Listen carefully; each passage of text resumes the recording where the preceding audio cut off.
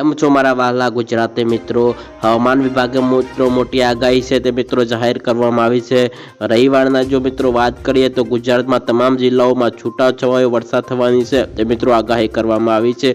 સાથે સાથે મિત્રો વાવાઝોડાની જો વાત કરીએ તો ગુજરાતમાં છૂટા સ્થળોએ 30 થી 40 કિલોમીટર ઝડપે મિત્રો પવન છે તે પણ ફૂંકાઈ શકે છે। આજે મિત્રો 12 તારીખની જો વાત કરીએ તો 12 તારીખે મિત્રો અમુક જો ભાગોમાં મિત્રો છૂટો છવાયો વરસાદ ક્યાં થવાનો છે તે પણ સાથે સાથે વાત કરીએ તો મિત્રો રાજકોટ, જૂનાગઢ, અમરેલી, ભાવનગર, ગીર સોમનાથ, સાબરકાંઠા, અરવલ્લી, મહીસાગર, પંચમહાલ, દાહોદ, વડોદરા, છોટાઉદેપુર, નર્મદા, ખેડા, આણંદ, ભરૂચ, સુરત, તાપી, નવસારી, વલસાડ અને ડાંગમાં યલો એલર્ટ જાહેર કરવામાં આવ્યું છે। ત્યાર પછી મિત્રો છૂટો છવાયો સ્થળોએ 30 થી 40 કિમી પ્રતિ કલાક ગતિથી મિત્રો તે મેઘગર્જના અને મિત્રો હળવોથી મધ્યમ વરસાદ થઈ શકે છે અને સાથે સાથે મિત્રો વાવાઝોડું છે તે પણ મિત્રો આપણને જોવા મળવાનું છે।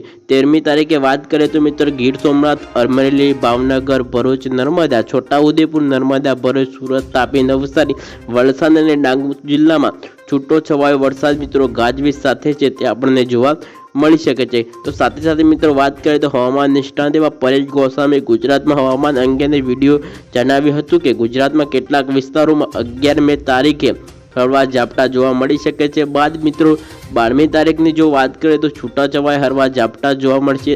ત્યાંથી મિત્રો અસર જોવા નહીં મળે। ત્યાર પછી મિત્રો તેમને કીધું છે પરેશ ગોસ્વામી 12 તારીખથી મિત્રો 13 તારીખ છે આપણને ક્યાંય પણ મિત્રો વાવાઝોડું અથવા મિત્રો આપણે વરસાદી માહોલ આપણને ક્યાંય જોવા નથી મળવાનો। ત્યાર પછી મિત્રો આગળ જો જોઈએ તો ક્યારે ફરીથી તે વરસાદનો રાઉન્ડ છે તે આપણને જોવા મળવાનો છે।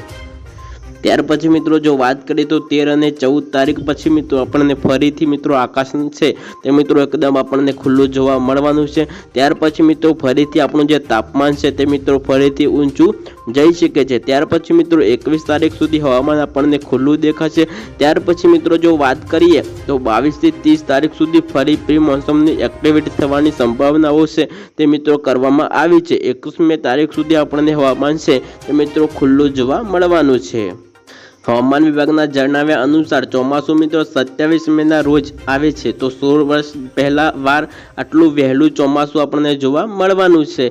ત્યાર પછી મિત્રો જો વાત કરીએ તો 2009માં 23 મેના રોજ અને 2024માં 30 મેના રોજ કેરળમાં ચોમાસું પહોંચતું હતું। આ ઉપરાંત 2018ના 29 મેના રોજ ચોમાસું પહોંચતું હતું। IMDએ જણાવ્યું હતું કે 1 જૂન રોજ કેરળ પહોંચી પછી ચોમાસું 8 જુલાઈ સુધીમાં અન્ય રાજ્યોમાં આવનારી લેશે। ત્યાર પછી મિત્રો 17 સપ્ટેમ્બર આસપાસ તે રાજસ્થાન થઈને પરત ફરવાનું શરૂ કરે છે અને તે 15 ઓક્ટોબર સુધી સંપૂર્ણ તે થાય છે।